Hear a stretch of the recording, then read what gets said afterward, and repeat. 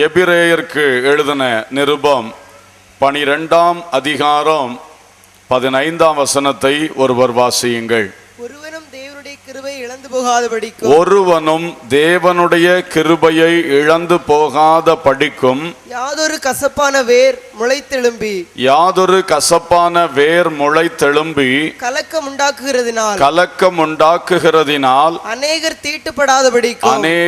தீட்டுப்படாத படிக்கும் எச்சரிக்கையாய் இருங்கள். கர்த்தருக்கு ஸ்தோத்திரம். இன்றைக்கு தேவன் நமக்கு தந்த இலவசமான கிருபை, அந்த கிருபையை இழந்து போகாமல் இருக்க சில எச்சரிப்புகளை நாம் வேத வசனங்களில் இருந்து கற்றுக்கொள்ள போகின்றோம்.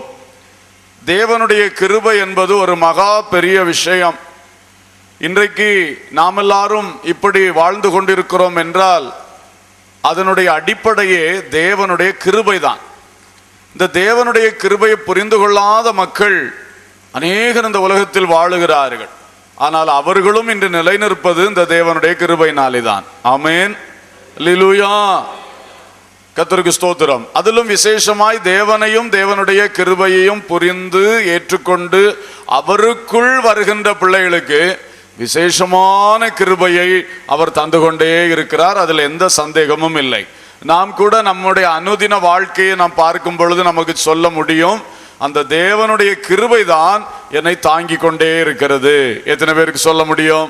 ஆமென், அல்லேலூயா. நாம் தேவனுக்கு பயப்படுகிறோம். இந்த தேவனுடைய கிருபையை நம்பி நாம வாழ்ந்து கொண்டிருக்கிறோம். அது உண்மையான காரியமும் கூட, சும்மா ஏதோ ஒரு பயத்துக்காக அல்ல, அது சத்தியமான காரியம். தேவனுடைய கிருபை தான் நம்மை தாங்குகிறது, நம்முடைய பிள்ளைகளை தாங்குகிறது. நமக்கு இன்றைக்கு சுகம் இருக்கிறது என்றால் அது தேவனுடைய கிருபை. நம்முடைய கையில கொஞ்சம் பணம் இருக்கிறது என்றால் தேவனுடைய கிருபை. நமக்கு ஒரு வாய்ப்பு வசதி இருக்கிறது என்றால் அது தேவனுடைய கிருபை. எதை சொன்னாலும் அது தேவனுடைய கிருபை. ஆமென், அல்லேலூயா. இந்த தேவனுடைய கிருபையை இழந்து போகக்கூடாது. அதான் ரொம்ப முக்கியமான காரியம். எதை இழந்தாலும் தேவனுடைய கிருபை இழந்துடக்கூடாது. உலக பிரகாரமாக பல இழப்புகள் இருக்கிறது. அந்த எல்லா இழப்புகள் ஒரு பக்கம் நடந்தா கூட மறுபக்கம் தேவனுடைய கிருபை மாத்திரம் நமக்கு இருக்கும் என்றால் நாம் பாக்கியசாலிகள் தான். ஆமென், அல்லேலூயா. உலகத்தில் உள்ள அத்தனையும் போச்சுன்னு வைத்துக் கொள்ளுங்க, அத்தனையும் போயிட்டென்றாலும் கூட இந்த தேவனுடைய கிருபை மட்டும் நம்மை விட்டு விலகாமல் இருக்கும் என்று சொன்னால் நாம் ஒன்னும் இழந்து போகல, நாம் பாக்கியசாலிகள் தான். கர்த்தருக்கு ஸ்தோத்திரம். ஏனென்றால் இந்த உலகத்தில் உள்ள எல்லாமே போகும் வரும், எல்லாம் ஒரு இமைப்பொழுதிலே தேவன் நினைத்தால் தருவார், தேவன் நினைத்தா எடுப்பார். அதெல்லாம் தேவனுடைய கரத்தில் இருக்கிறது. நமக்கு வேண்டியது அவருடைய கிருபை நம்மை விட்டு விலகாதிருக்க வேண்டும். அல்லேலூயா. இதில் தான் தெய்வ மக்கள் அதிக கவனம் செலுத்த வேண்டும். பொதுவாக அது வேண்டும், இது வேண்டும், பல காரியங்கள் வேண்டும் வாழ்க்கைக்கு. ஆனால் அதெல்லாம் கிடைக்க வேண்டும் என்றால் முதலாவது தேவனுடைய கிருபை இருக்க வேண்டும். இந்த தேவனுடைய கிருபைக்குள் வர வேண்டும், தேவனுடைய கிருபையில் கடைசி வரை நிலைத்திருக்க வேண்டும். இந்த வாசிக்கப்பட்ட வசனத்தில் ஒரு காரியம் சொல்லப்பட்டிருக்கிறது. இந்த தேவனுடைய கிருபையை இழக்க வைக்கின்ற ஒரு காரியம் கசப்பு. கசப்பு என்று ஒன்று இருக்கிறது. இந்த கசப்பு யாருடைய இருதயத்தில், சிந்தையில், வாழ்க்கையில் வந்து விட்டதோ அவர்களுக்கு தேவனுடைய கிருபை என்ன செய்யும்? இழந்து போகும். ஆகவே நமது வாழ்விலே முதலாவது நாம் எச்சரிப்படைய வேண்டியது, யாரை குறித்தும் ஒரு கசப்பை நம்முடைய உள்ளத்திலே வைத்திருக்கவே கூடாது. ஆனால் சாத்தான் பல்வேறு சூழ்நிலை நடுவிலே நம்முடைய சிந்தையிலே இந்த கசப்பை போட்டுக்கொண்டேதான் இருப்பான். அது அவனுடைய ஒரு தந்திரமான வேலை. அவனுக்கு தெரியும், உள்ளத்தில் கசப்பை ஏற்றிவிட்டால் இவன் தேவனுடைய கிருபை இழப்பான், இவள் தேவனுடைய கிருபை இழப்பாள், அப்போ ஆண்டவருக்காக எழும்ப முடியாது, நிலை நிற்க முடியாது. எனவே தான் இந்த கசப்பை ஒரு இன்ஜெக்ஷன் போட்டது போல போட்டு ஏற்றி விடுகிறது சாத்தானுடைய ஒரு பயங்கரமான வேலை. நீங்கள் உங்கள் வாழ்க்கையை கொஞ்சம் அமைதியா உட்கார்ந்து திரும்பி பார்த்தீங்கன்னா நீங்க புரிந்து கொள்வீங்க. கடந்த சில நாட்களுக்குள் நீங்கள் சிந்தித்த சிந்தனைகளை கொஞ்சம் உங்களுக்கு திரும்ப நினைவுபடுத்த முடியும் என்றால் அதுல எத்தனை தடவை அந்த கசப்பு எண்ணம் வந்தது என்பதை நீங்கள் நினைத்து பார்க்க முடியும்.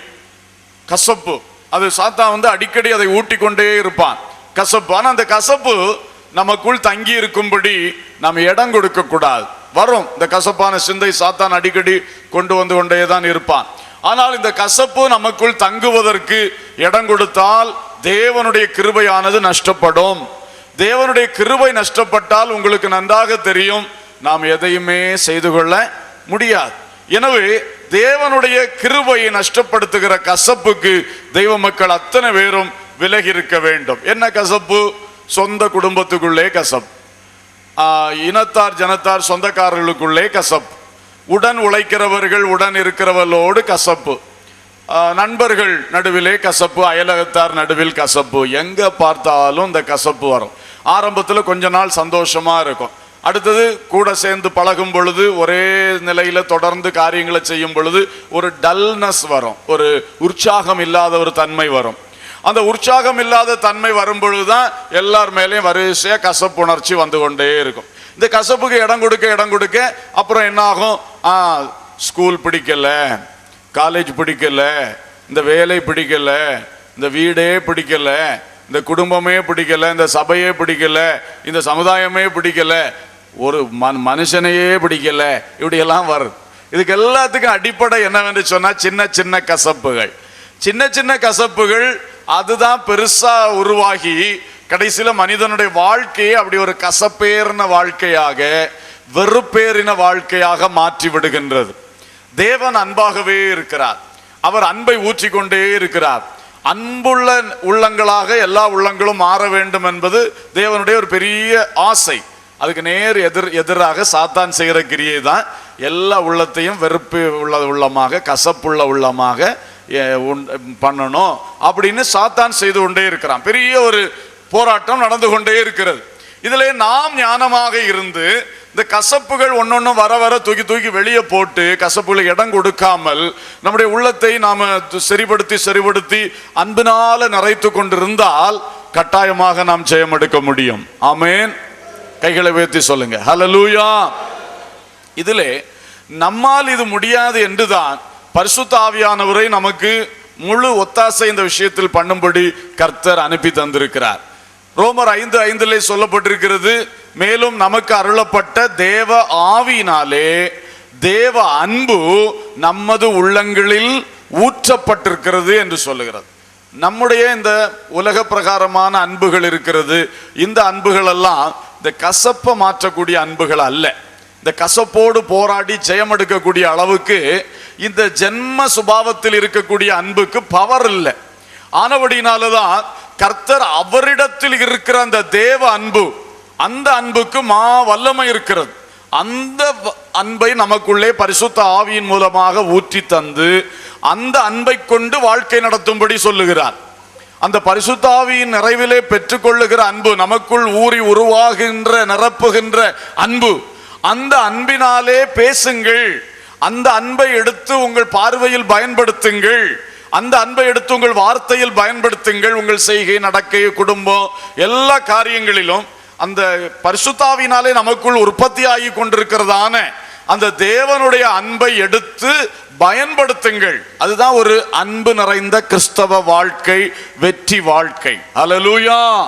அன்பானவர்களே, இந்த ஜென்ம அன்பு கசப்பை மேற்கொள்ள முடியாது. ஆனால் தேவ அன்போ எவ்வித கசப்புகளையும் அற்புதமாக மேற்கொள்ளும். ஹல்லேலூயா. அதைத்தான் இயேசு கிறிஸ்து இந்த உலகத்திலே வெளிப்படுத்தி காட்டினார். அவர் இந்த உலகில் வாழ்ந்த நாட்கள், ஊழியம் செய்த நாட்களிலே எப்படி என்னென்ன விதமான மனுஷ எதிர்ப்புகள் வரும், மனுஷர்களுடைய பேச்சுகள் எப்படியெல்லாம் இருக்கும், எல்லாமே அவர் வாழ்க்கையிலே அவர் அனுபவித்து சாட்சியாக அதை காட்டி இருக்கிறார். அதிலே இயேசு எப்படி நடந்து கொண்டார், எப்படி அந்த கசப்பை எல்லாம் அவர் ஜெயம் எடுத்து சிலுவையிலே மகிமையாக அவர் வெற்றி சிறந்திருக்கிறார். சிலுவையிலே இந்த கசப்பின் உச்ச கட்டம் வர வேண்டிய இடம். ஏனென்றால் கொடுமையாக யாருக்காக இயேசு வந்தாரோ அவர்களே அவரை பிடித்து சிலுவையில் அறைகிறார்கள்.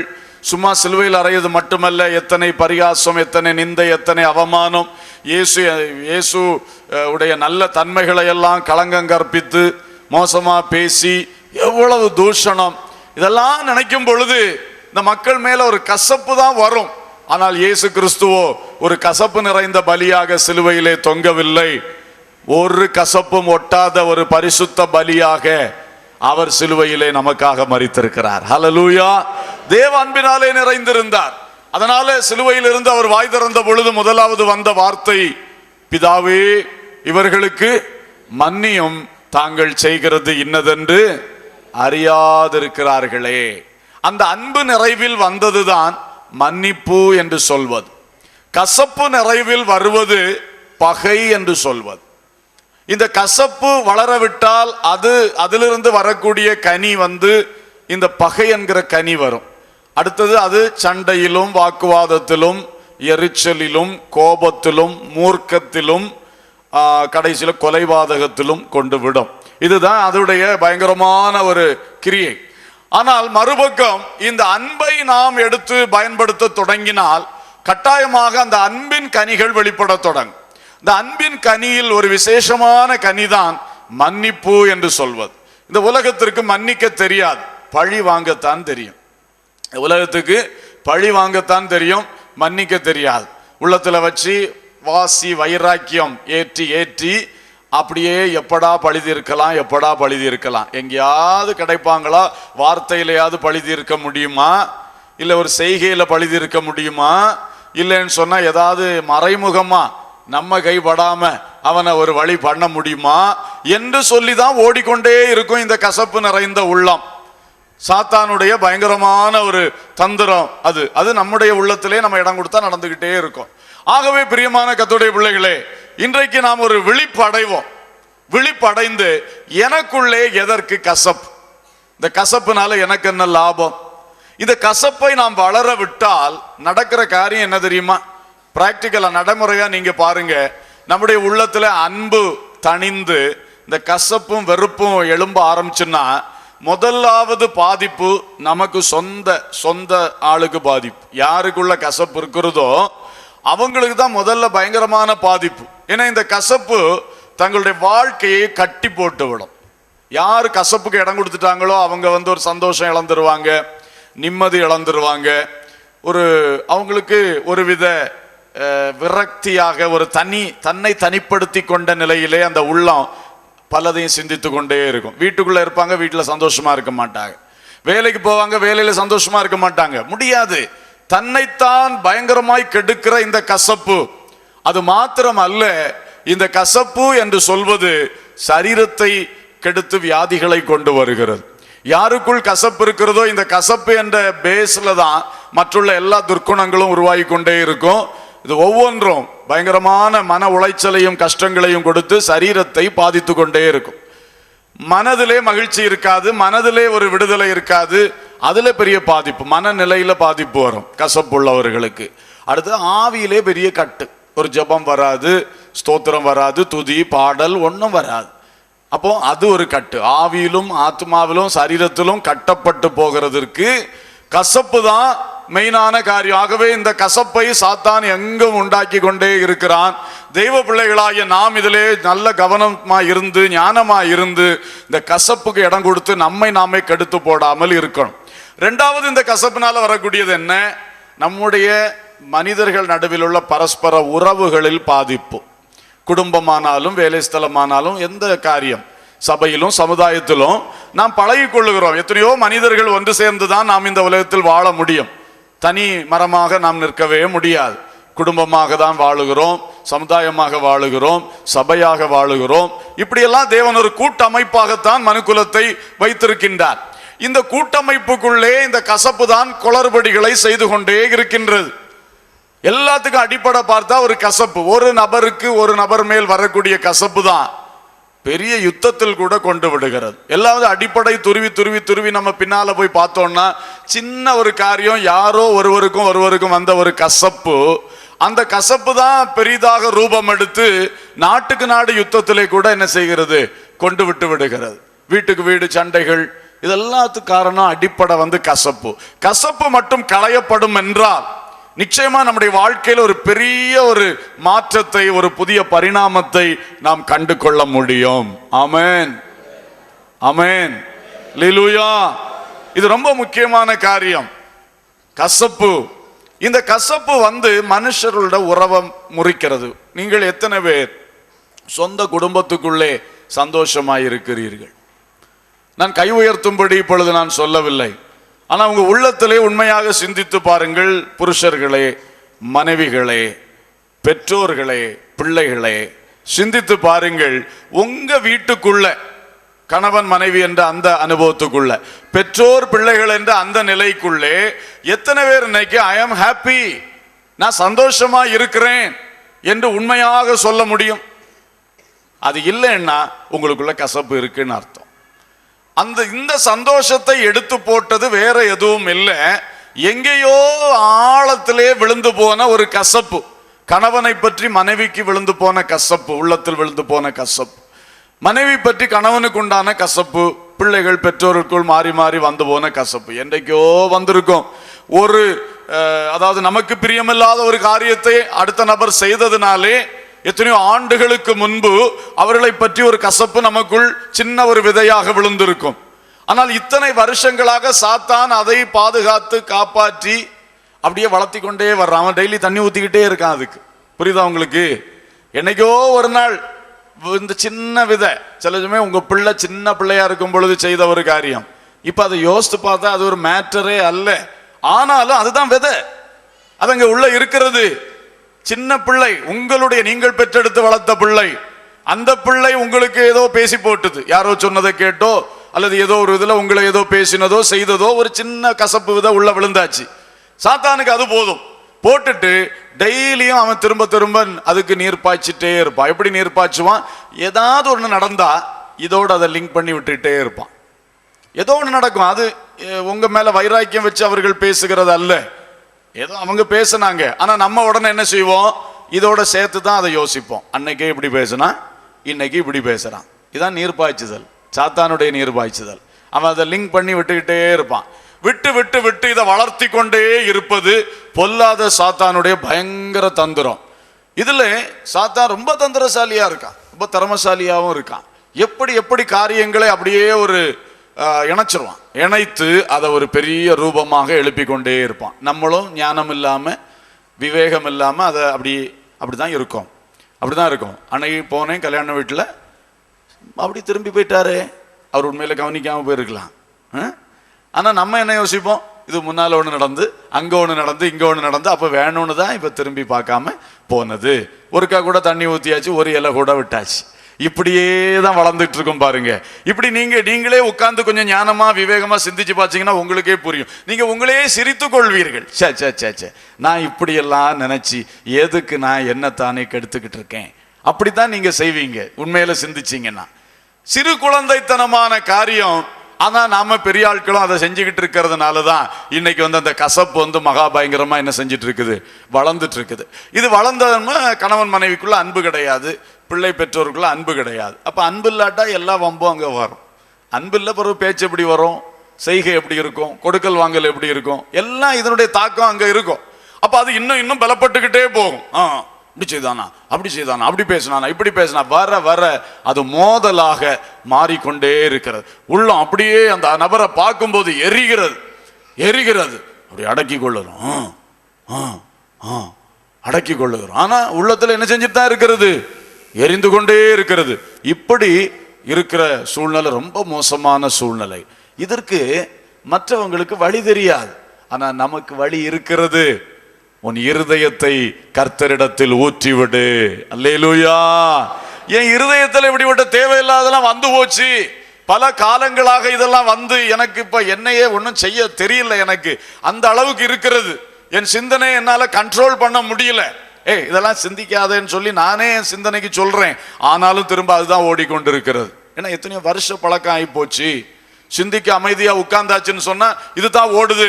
நம்மளே கடிந்து கொள்வான், இது என்ன சிந்தை அப்படி நம்மளே நினைப்போம்.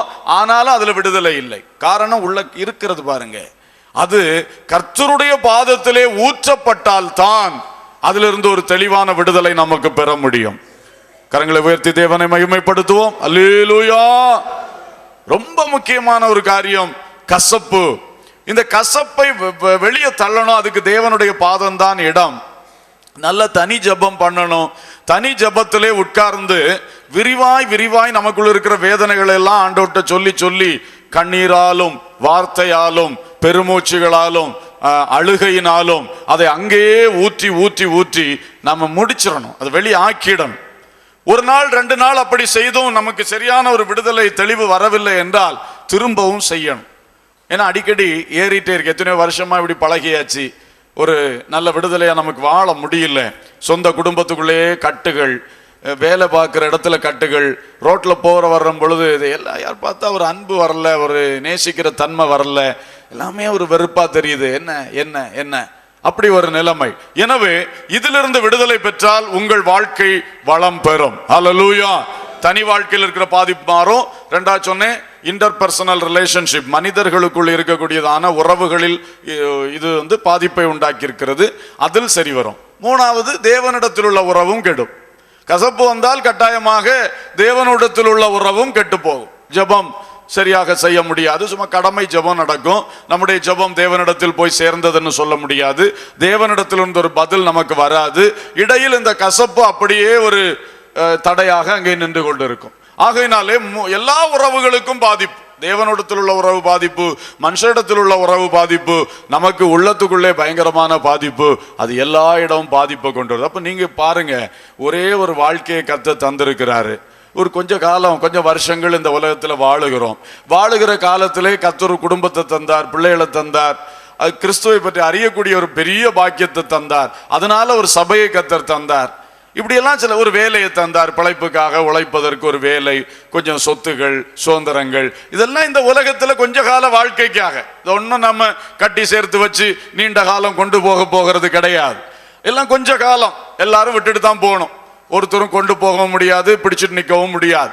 ஆகவே இந்த இவைகளெல்லாம் வச்சு இப்படி ஒரு தற்காலிக வாழ்க்கை வாழுகிற காலத்துல அதுல போய் ஒரு பகையை வச்சு, ஒரு வருத்தத்தை வச்சுட்டு, ஒரு கசப்பையும் வச்சுட்டு இந்த கொஞ்ச கால வாழ்க்கையை நம்ம வாழ்க்கையை மோசப்படுத்தி கொண்டிருந்தால் எவ்வளவு ஞானமற்ற செயல் அது.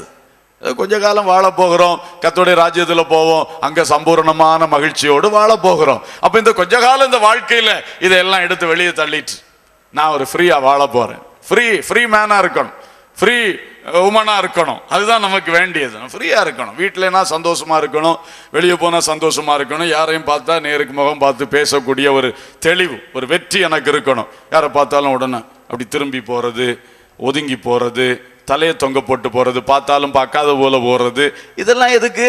இதெல்லாம் உள்ள இருக்கிற கசப்புனால வரக்கூடியதானே, வெறுப்புனால வரக்கூடியதானே. அப்ப இதெல்லாம் நமக்கு போயிருச்சுன்னா we are free. ஹல்லேலூயா. இதைத்தான் கர்த்தரும் நம்மிடத்தில் எதிர்பார்க்கிறார்.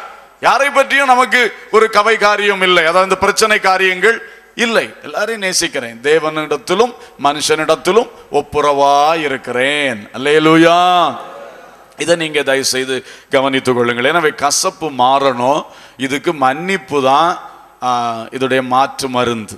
கசப்பு எப்படி மாறணும்? முதல்ல நான் சொன்னேன், அழுது தேவ சமூகத்துல நம்மளை ஃப்ரீ பண்ணும். அடுத்தது அந்த நபரை மன்னியுங்கள். சம்பந்தப்பட்ட எந்த ஒரு நபர் நிமித்தம் கசப்பு வந்ததோ அந்த நபரை மன்னியுங்கள். இதுல இன்னொரு ஆபத்து என்ன தெரியுமா?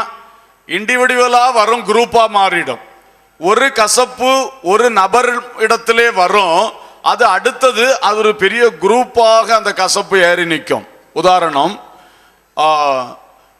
ஒரு ஒரு ஒரு ஒரு நபர் உடைய செயல்பாடு நமக்கு காயத்தை, உள்ளத்தில் வேதனையை, காயத்தை கொடுத்தது. அப்ப அந்த நபருடைய செயல்பாடை பார்த்தா அவர் ஒருவேளை ஒரு அதிகாரத்தில் இருக்கிற மனுஷனா இருப்பார்.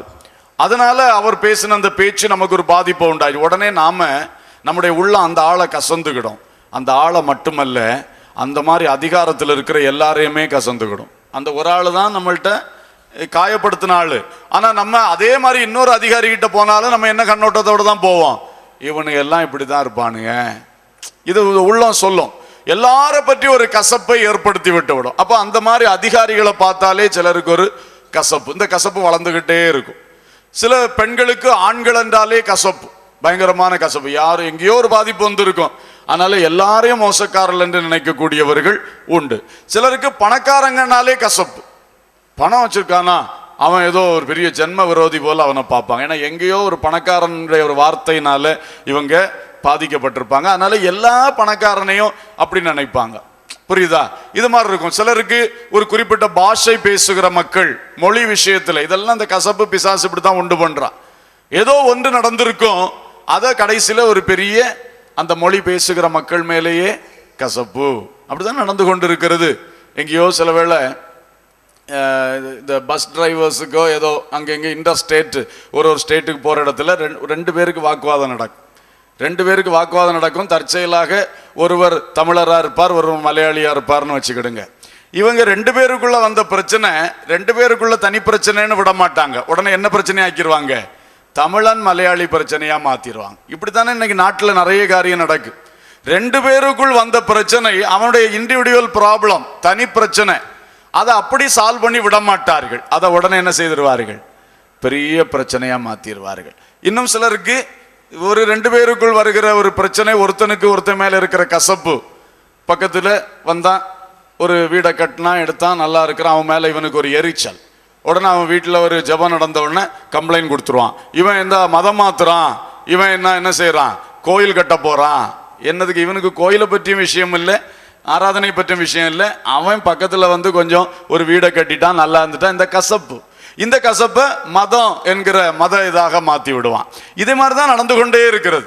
இன்னும் சிலரை பார்க்கிறோம், ஒரு இதுல வச்சிருப்பாங்க, இவங்க ஒரு தப்பு ஏதோ செஞ்சிருப்பாங்க, இல்லைன்னா ஒன்று பண்ணியிருப்பாங்க, அதனால அவங்களுக்கு ஒரு ப்ரமோஷன் கொடுக்க மாட்டாங்க, இன்னொருத்தருக்கு ப்ரமோஷன் கொடுப்பாங்க.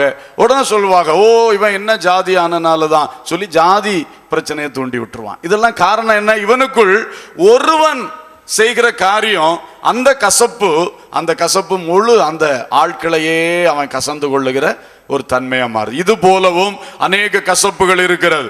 ஆகவே நாம் தனி மனிதர்களை மன்னிக்க வேண்டும். சில இடங்களில் சில குரூப் ஆஃப் பீப்புளை, ஒரு கூட்ட மக்களை நாம் மன்னித்து நாம் நம்முடைய உள்ளத்தை தூய்மைப்படுத்த வேண்டியது இருக்கிறது. இவைகளை நாம் கவனித்துக் கொள்ள வேண்டும். கர்த்தருக்கு ஸ்தோத்திரம். சில இடத்துல ரொம்ப சங்கடமான ஒரு காரியம், தேவன் மேலே கசப்புண்டாகி தேவனையே ரொம்ப மோசமா பேசுகிற ஆட்களை நான் பார்த்திருக்கிறேன். தேவனுடைய பிள்ளைகளாய் இருந்து விட்டோம், இடரலாகி தேவன் ஏன் என்னை இப்படி செய்தார் அப்படி செய்தார், தங்கள் குறைகளை உணராதபடி தேவனை பற்றி பேசி இந்த தேவன் என்ன அப்படி பண்ணிட்டார் இப்படி பண்ணிட்டார்னு சொல்லி, அது ஒரு பிசாசனுடைய பயங்கரமான ஒரு வஞ்சகம். இப்படியெல்லாம் இருக்கிறார்கள். ஆகையினால இந்த கசப்பு என்பது மகா கொடுமையான ஒரு கருவி. இதை நம்முடைய உள்ளத்தை விட்டு வெளியே தள்ளித்தான் ஆக வேண்டும். ஹல்லேலூயா. மன்னிப்பு என்பதை எல்லாரும் பழகணும், மன்னிக்க பழகணும். மன்னிக்க முடியாத இடத்துல கர்த்தருடைய கிருபையை பெற்று மன்னிக்கணும். இப்படி நீங்கள் எவ்வளவு மன்னிப்பு கொடுக்கிறீங்களோ அவ்வளவு தூரம் உங்கள் வாழ்க்கை செழித்து வளரும். உங்கள் இருதயம் ஒரு விடுதலை நிறைந்த இருதயமாக, மகிழ்ச்சி நிறைந்த இருதயமாக காணப்படும். உங்களுக்கு சில வியாதிகளிலிருந்தும் அற்புத சுகம் கிடைக்கும். ஹல்லேலூயா. எனவே அருமையான கர்த்தருடைய பிள்ளைகளே, உங்களுடைய இருதயத்திலே பரிபூர்ணமாய் மன்னித்து விடுங்கள். மன்னிப்பு என்பது மிக விசேஷமான ஒரு காரியம்.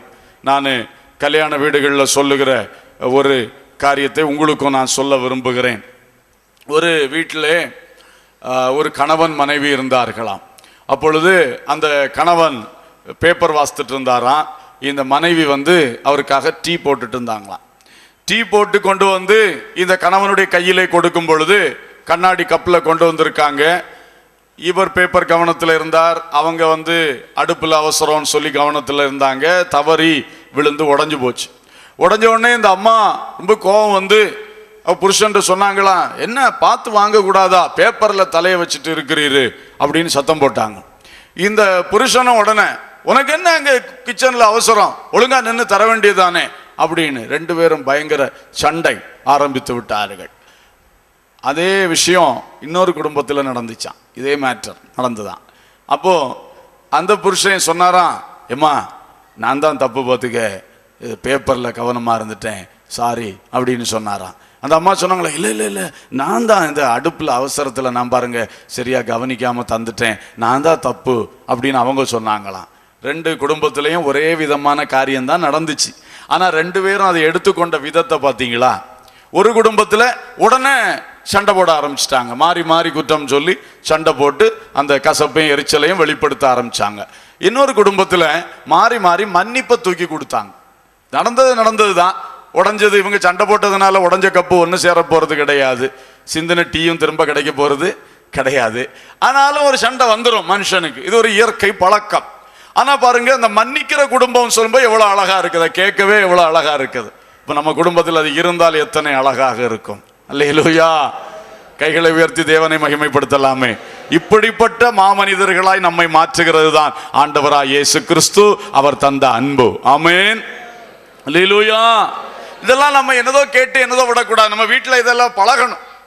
வீட்டுக்குள்ளே இதை பழக்கத்தில் நம்ம கொண்டு ட்ரை பண்ணா தானே, செயல்படுத்தினா தானே செயலாகும். நம்ம பழைய பழக்கத்திலேயே வாழ்ந்து கொண்டிருந்தா என்றைக்கு நாம திருந்த போகிறோம்? என்றைக்கு கர்த்தருடைய பிள்ளைன்னு ஒரு நல்ல சாட்சி பரலோகத்திலிருந்து பெற போகிறோம்? வருஷம் போயிட்டே இருக்கும், ஒரு திருத்தமும் கிடையாது. வீட்டில் போனால் பழைய ஆளு தான், பழைய சண்டை தான், பழைய எரிச்சல் தான், பழைய எல்லாம் இருக்குது.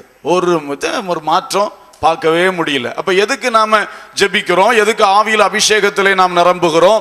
எதற்கு இந்த பைபிளை வாசிக்கிறோம், விளக்கங்களை பேசுகிறோம், கூட்டத்துக்கு கூடி வருகிறோம்? இதெல்லாம் நம்ம செய்துட்டு நம்முடைய கனிகள் எப்படி இருக்கிறது? இந்த கசப்பு மாறி ஒரு அன்பு வந்ததா? ஒரு மன்னிக்கிற தன்மை நம்முடைய சொந்த குடும்பத்துக்குள்ள பேசிக் கொண்டிருக்கிறேன், அதற்குள்ளே முதலாவது மன்னிக்க முடிகிறதா? யார்? தன் சொந்த மனைவி. எப்படி இருந்தாலும் அவளோட தான் வாழணும், எப்படி இருந்தாலும் அவரோட தான் வாழணும். ஆனா அங்கேயே போட்டு மோதி கொண்டு கசப்பை வளர்த்து கொண்டு இருந்தால் என்ன ஒரு ஞானம் இல்லாத செயல். ஆகவே எல்லாரிடத்திலும் இப்படித்தான் நாம் பழகணும். சரி, ஒரு பொறுமை எடுத்து மன்னிப்போம். சரி, அதே வேளையில் சீர்திருத்த வேண்டிய கடமைகள் உண்டு. அந்தந்த பொறுப்புகளில் தகப்பன் ஸ்தானம், ஊழியர் ஸ்தானம், ஆசிரியர் ஸ்தானம், மற்றுள்ள பல ஸ்தானங்கள் நமக்கு இருக்கிறது சமுதாயத்தில். அது திருத்தணும், சரிபடுத்தணும், கண்டிக்கணும், எச்சரிக்கணும். எல்லாம் நம்ம செய்யும் பொழுது நம்முடைய உள்ளத்துக்குள்ளே ஒரு கசப்பு இல்லாமல் பார்த்து கொள்ள வேண்டும். ஹல்லேலூயா. பிள்ளைகளை கண்டியுங்கள், ஆனா உள்ளத்துல கசப்பை வச்சுட்டு கண்டிக்காதீங்க. உள்ளத்தில் உண்மையான அன்போடு, என் பிள்ளை இப்படி போகுதே என்று அன்போடு அந்த பிள்ளையை திருத்தணும். அன்போடு திருத்த. ஒரு மாணவனை, உங்கள் கீழே இருக்கிற ஒரு மாணவியை திருத்தும் பொழுது அன்போடு திருத்துங்கள். உள்ளத்தில் அன்பை வச்சுட்டு செய்யுங்க. ஊழியக்காரெல்லாம் அப்படிதான். விசுவாசிகளிடத்தில் இருக்க தவறுகளை திருத்தும் பொழுது கசப்போடு திருத்தக்கூடாது, அன்போடு திருத்தணும். உள்ளத்தில் அன்பு இருக்கணும். இவங்களை திருத்தணும்னு நம்ம திருத்தணும். அப்படி நாம ஒவ்வொருவரும் ஒவ்வொரு நிலையிலே அன்பு, அந்த மன்னிப்பு, எல்லாருக்கும் மன்னிப்பு உண்டு. இயேசு கிறிஸ்து எல்லாருக்கும் மன்னிப்பை கொடுக்கிறார். ஆகையினால பிரியமானவர்களே, நாம் மன்னிக்கிறவர்களாக இருப்போம். இன்றைக்கு மிக முக்கியமாக இந்த கசப்பை எது இருந்தாலும், நீங்க சிலர் இந்த கசப்புக்கு காரணம் கற்பிப்பீர்கள். அது மனுஷனுக்கு ரொம்ப ஒரு கைதேர்ந்த ஒரு யுக்தியாக்கும். எல்லாத்துக்கும் ரீசனபிள் பிட்டர்னஸ், இது எனக்குள் இந்த கசப்பு வந்ததற்கு ஒரு காரணம் இருக்கிறது, அது நியாயமான காரணம் என்று என் உள்ளம் சொல்லுகிறது. ஆமா, அவங்க செய்தது எவ்வளவு தப்பு, இந்த மாதிரி பேசி இருக்கலாமா, அல்லது அவர்கள் இப்படியெல்லாம் எனக்கு நேரா செஞ்சிருக்கலாமா? உண்மைதான், நீங்க சொல்றது உண்மை, நீங்கள் சொல்றது நினைக்கிறது நியாயம். ஆனால் அதுக்காக கசப்பை வைக்க வேண்டும் என்று தேவன் அனுமதிக்கவே இல்லை. கரங்களை வைத்து தேவனை மகிமைப்படுத்துங்க. அல்லேலூயா, ஸ்தோத்திரம். புரியுதா உங்களுக்கு நான் சொல்றது? நீங்க சொல்றது கரெக்ட், அவங்க உங்களுக்கு துரோகம் தான் செஞ்சாங்க, உண்மை, முற்றிலும் உண்மை. உங்களுக்கும் தெரியும், கர்த்தருக்கும் தெரியும். கர்த்தரும் அறியாதவர் அல்ல. அவங்க செய்த தப்பு, நீங்க செய்தது கரெக்ட், தேவனுக்கு தெரியும்.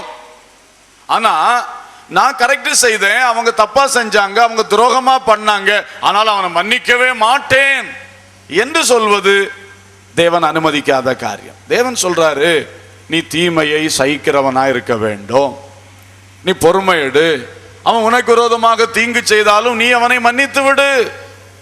அந்த மன்னிப்புக்கு கர்த்தர் உங்களை உயர்த்துவார். அல்லேலூயா. யோசேப்பு அவனுடைய சொந்த சகோதரங்கள் அவனுக்கு விரோதமாய் செய்த துரோகத்தை மன்னித்தான்.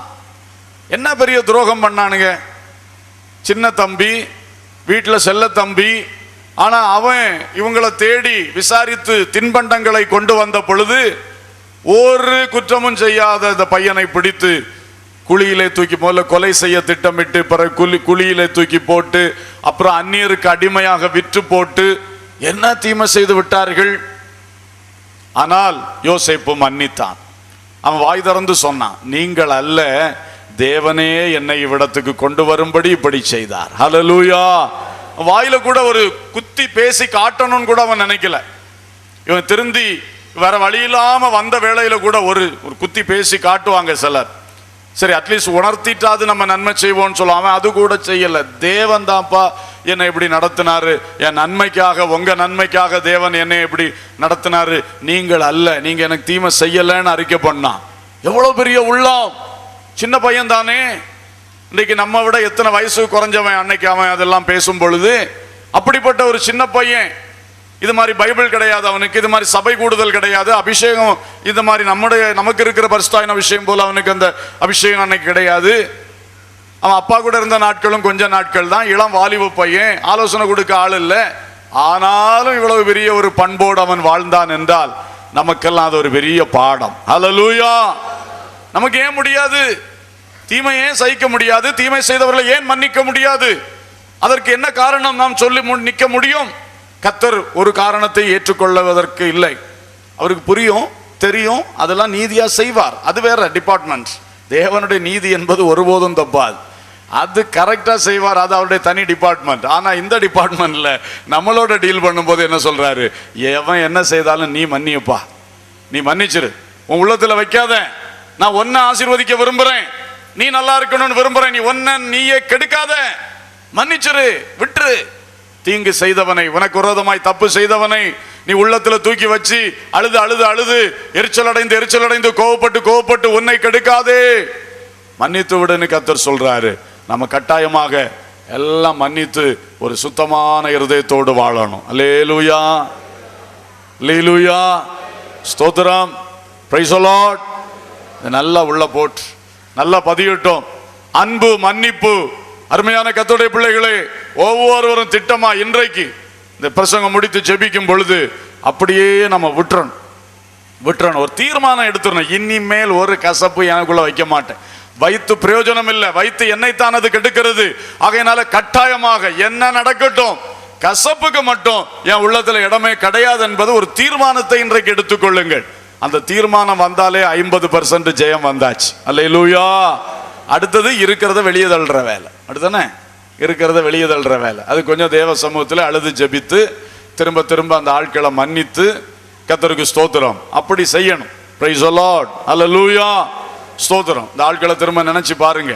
நினைச்ச உடனே ஒரு கோபம் வர்றதுக்கு பதில் ஒரு அன்பு வரட்டும், அப்படி ஒரு சரியான சீர்திருத்தம் நமக்குள்ளே வரட்டும். கர்த்தர் நிச்சயமாய் அது நிமித்தம் நம்மை ஆசீர்வதிப்பார். இரண்டாவது காரியத்துக்குள்ளே நாம் கடந்து செல்லலாம். இந்த பிட்டர்னஸ் என்பது கிருபையை இழக்க வைக்கிற காரியம். கசப்புக்கு யார் தொடர்ந்து இடம் கொடுக்கிறாங்களோ நிச்சயமா தேவ கிருபை நிற்காது. அதனால கிருபை இழந்து போகாதபடி கசப்பை தூக்கி தள்ளி விடுங்கள். இரண்டாவது கலாத்தியர் 5ஆம் அதிகாரம் 4 முதல் 6 வரைக்கும் வாசியுங்கள். கலாத்தியர் 5:4 நியாயப்பிரமாணத்தினால் நீதிமான்களாக விரும்புகிற நீங்கள் யாவரும் கிறிஸ்துவை விட்டு பிரிந்து கிருபை நின்று விழுந்தீர்கள். நாங்களோ நீதி கிடைக்கும் என்று ஆவியை கொண்டு விசுவாசத்தினால் நம்பிக்கையோட காத்திருக்கிறோம்.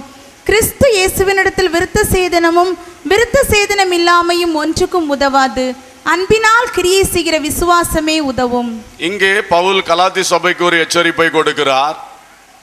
நீங்கள் அன்புடன் கூடிய விசுவாசத்திலே வளர வேண்டும் என்றுதான் தேவனுக்குள், கிறிஸ்து இயேசுக்குள் தேவன் உங்களை ரட்சித்தார், சபையாக கூட்டினார். நான் உங்கள் நடுவில் வந்து ஊழியம் செய்தேன். உங்களுக்கு தேவ அன்பையும் தேவ விசுவாசத்தையும் தான் நான் போதித்து, அந்த விசுவாச பிரமாணத்தின்படி நீங்கள் வாழ்ந்து வளர்ந்து இயேசுக்கு சாட்சியாக நிற்க வேண்டும் சொல்லி நான் செய்தேன். ஆனால் நான் இந்த பக்கம் வந்த பிற்பாடு யார் யாரோ போதகர்கள் உங்களுக்குள்ளே வந்து பழையபடி அந்த யூதருடைய நியாயப்பிரமாணத்தை உங்களுக்கு உள்ளே ஏற்றுகிறார்கள். அப்போ திரும்பவும் நீங்கள் என்ன செய்கிறீர்கள்? ஒரு சட்டதிட்டத்தை பிடித்து கொண்டு 2-3 காரியங்களை முன்னால வச்சு இதுதான் அப்படின்னு ஒரு சட்டத்தை பிடிச்சிட்டு நீங்க மறுபடியும் எங்க போறீங்க? நியாயப்பிரமாண காலத்துக்குள்ளே போய் கொண்டிருக்கிறீர்கள். அதனால் கிருபையிலிருந்து விழுந்தீர்கள். லீகலிசம், பிட்டர்னஸ் என்பது எவ்வளவு பயங்கரமாய் கிருபையை விட்டு நம்மை தள்ளுகிறதோ அதே போல அடுத்தது எச்சரிப்பு லீகலிசம். சட்டம் வேண்டும், ஆனா இந்த ஒரு லீகலிசம் என்று சொல்லுகிற வெறும் சட்டத்தை மட்டும் பிடித்து அதனுடைய ஆவியை விட்டு விடுகிற, அதனுடைய நோக்கத்தை இழந்து விடுகிற ஒரு படுதோல்வி வரக்கூடாது.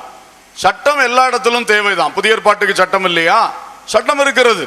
ஆனால் அந்த சட்டம் எதற்காக இயற்றப்பட்டது? அந்த சட்டத்தினுடைய உள்ளான தன்மை என்ன? இந்த சட்டத்தினுடைய ஸ்பிரிட் என்ன? அது நிறைவேறணும் பாருங்க. அதுக்கு தான் கர்த்தர் சொல்றார், அதுக்கு விசுவாசம் வேணும், தேவ அன்பு வேணும், தேவ அன்பில் கிரியை செய்கிற விசுவாசம் வேணும். அந்த விசுவாசம் தான், கர்த்தர் மேல் வைக்கிற விசுவாசத்துல தான் புதிய ஏற்பாட்டு விசுவாசி வளர முடியும். பேரே விசுவாசி தான் நமக்கு. புதிய ஏற்பாட்டில் இயேசுவை ஏற்றுக்கொண்ட எல்லாருக்கும் பேர் என்னது?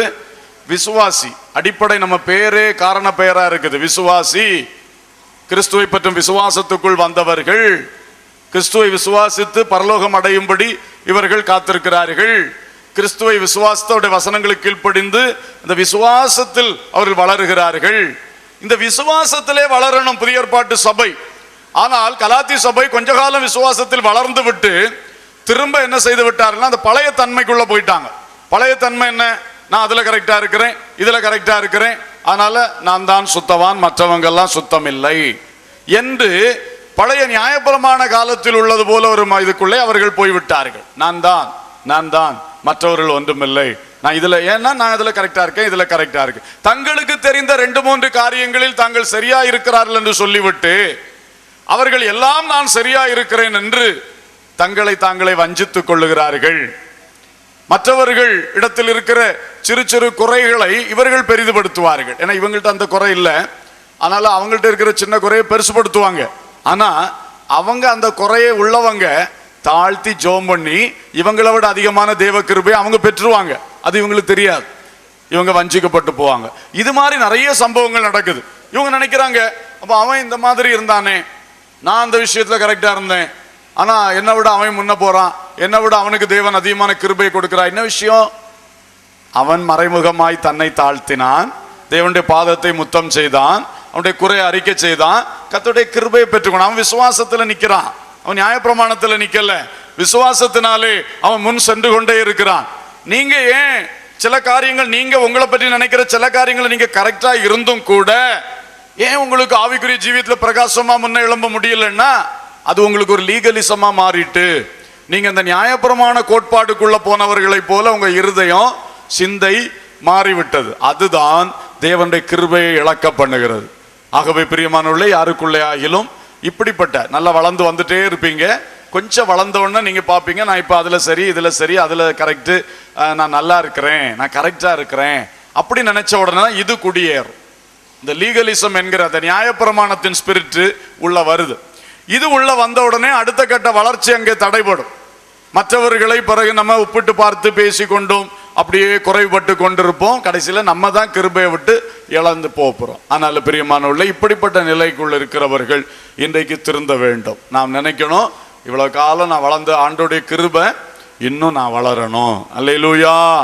அப்படி நம்மளை இந்த இடத்துல தாழ்த்தி, ஆண்டவரே நான் இன்னென்ன இடத்துல நிற்கிறேன் என்றால் அது உம்முடைய சுத்த கிருபைப்பா, என் திறமை அல்ல. நான் ஏதோ இந்த வசனத்துல நான் கரெக்ட், இந்த சட்டத்துல நான் கரெக்ட், அந்த உபதேசத்துல நான் கரெக்ட், 2-3ல கரெக்டா இருப்போம்.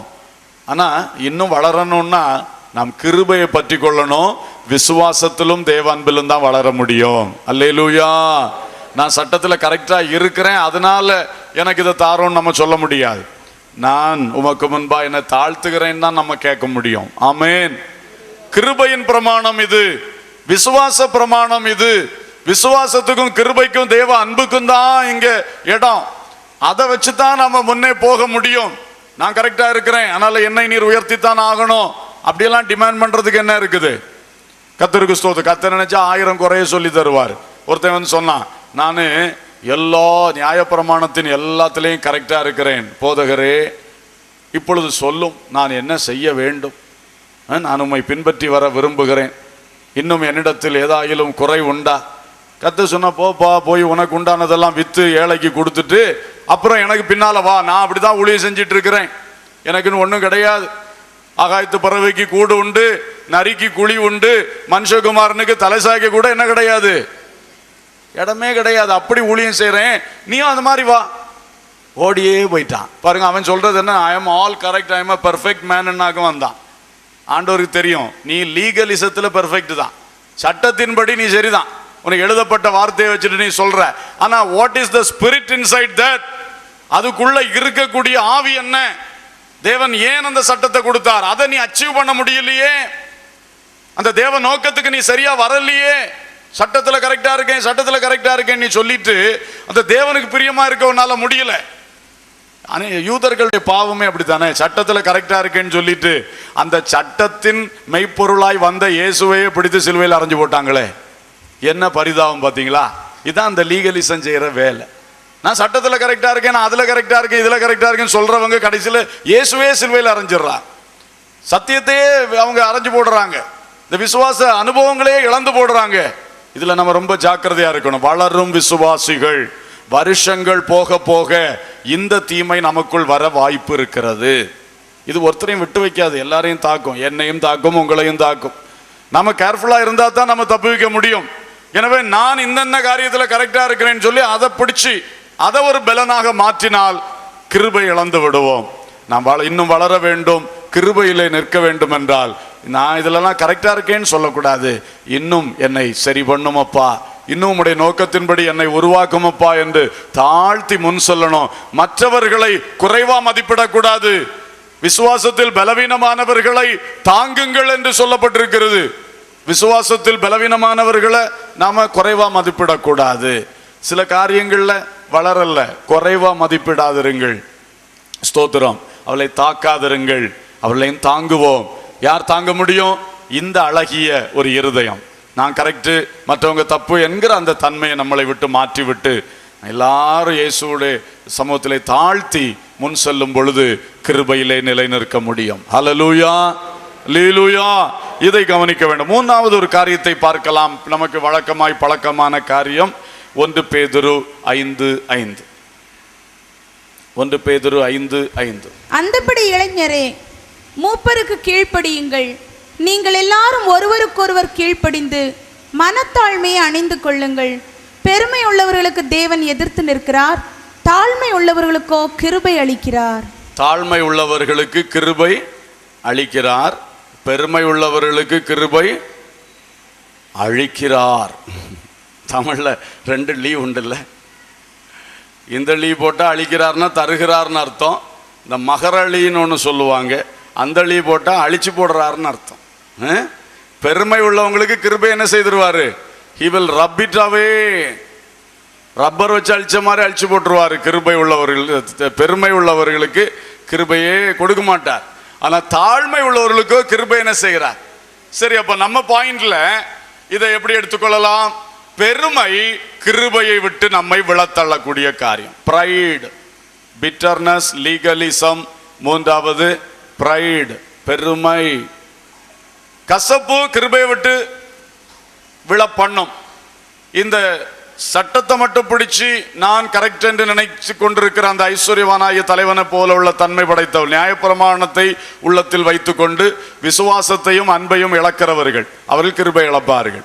மூன்றாவது பெருமை உள்ளவர்கள் கிருபையை இழப்பார்கள், அவர்களுக்கு தேவன் சத்துருவாகவும் மாறுவார். இது ரொம்ப பயங்கரமான ஒரு காரியம். பெருமை வரவே கூடாது. ஏனென்றால் எந்த மனுஷனும் கர்த்தருக்கு முன்பாக தன்னை உயர்த்தாதபடிக்கு கர்த்தர் அதை விரும்புகிறார். எந்த மனுஷனும் தேவனுக்கு முன்பாக தன்னை உயர்த்தக்கூடாது, கர்வம் வரக்கூடாது, பெருமையான பேச்சு வரக்கூடாது, நான் என்கிற அகம்பாவம் வரக்கூடாது.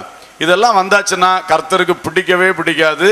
இந்த நேபுகாத் நேச்சார் ராஜா ஆண்டவரை பற்றி அறியாத மனுஷன், ஒரு புறஜாதி மனுஷன், அவன் கூட பெருமைப்பட்ட பொழுது கர்த்தரால் பொறுத்து கொண்டிருக்க முடியவில்லை. இவன் என்ன பற்றி அறியாதவன் தானே, ஏதோ செஞ்சுட்டு போறான், அப்படி கர்த்தர் நினைக்காமல் அவனையே அடித்து பெரிய மகிமை பிரதாபமா இருந்த ராஜாவை மிருகத்தோடு பனியிலும் வெயிலிலும் நனைய வைத்து புத்தி கற்பித்தார் கர்த்தர். அப்படிப்பட்ட கர்த்தர் தேவ பிள்ளைகளை இந்த விஷயத்தில் விட்டு வைக்க மாட்டார். தேவ பிள்ளைகள் எல்லாம் அறிந்த பிள்ளைகள், தேவன் யார், தேவன் என்னென்ன நம்முடைய வாழ்க்கையில் செய்கிறார் எல்லாம் புரிந்துவிட்டு திரும்பியும் பெருமைக்கு இடம் கொடுத்தா தேவன் கட்டாயமாக கிருபை எடுத்து போடுவார். எனவே எந்த காரியத்திலும் பெருமையே வேண்டாம். ஒரு சாதனைக்கு தொடர்ந்து வருவதுதான் பெருமை. சில இடத்துல ஒண்ணுமில்லாத இடத்துலையும் பெருமை வரும். பழையவைகளை நினைத்து பெருமைப்படுவாங்க. இப்போ ஒண்ணுமே கிடையாது, ஆனாலும் பழைய பெருமை பேசி பேசி இருக்கக்கூடிய ஆட்கள். எந்தவித பெருமைக்கும் தேவ பிள்ளைகள் இடம் கொடுக்க கூடாது. மனத்தாழ்மை அணிந்து கொள்ளுங்கள். அந்த தாழ்மை உள்ளவர்களுக்கு தேவன் கிருபை ஊற்றி கொண்டே இருக்கிறார். கரம் உயர்த்தி தேவனை மகிமைப்படுத்துவோம். அல்லேலூயா, ஸ்தோத்திரம். பெருமை உண்டா? பெருமை இருக்கிறதா யாருடைய உள்ளத்தில் ஆயிலும்? பணம் குறித்த பெருமை, பதவி குறித்த பெருமை, வேலை குறித்த பெருமை, ஒரு புதிய காரியம் செய்ததை குறித்த பெருமை, ஒரு காரியம் வெற்றியாய் சாதித்து விட்டதன் பெருமை, நம்ம சொன்னது நடந்துட்டதுன்னு பெருமை, நாம் மற்றவங்களுக்கு உதவி செய்தோம் என்ற பெருமை. ஒரு பெருமையும் வேண்டாம். ஏன்னா நம்ம நினைக்கணும், இதெல்லாம் நான் செஞ்சது கிடையாது, என் தேவன் எனக்கு தந்தது, நான் என்னை செய்ய வைத்தார். ஹல்லேலூயா. ஒரு பரிசுத்தவான் இப்படியாக சொன்னாராம், ஆண்டவரே, என் மூலமாக ஏதாவது ஒரு நன்மை நடந்திருக்கும் என்றால் நிச்சயமா அது என்னால் நடந்ததே கிடையாது, அது நீர் செய்தது. என் மூலம் ஏதாவது தவறு நடந்திருக்குன்னா அதை எனக்கு சொல்லித்தாரோம், என்னை மன்னியும் என்று கேட்டாராம். எவ்வளவு உண்மையான ஜெபம். என் மூலம் ஏதாயிலும் ஒரு நன்மை உண்டாயிட்டு என்றால் கட்டாயமா எனக்கு தெரியும் அது என் மூலம் நடந்தது அல்ல, அது தேவன் செய்தது. நீங்க எத்தனை பேர் சொல்ல முடியும்? ஒரு தடவை கை வைத்து சொல்லுவோமா?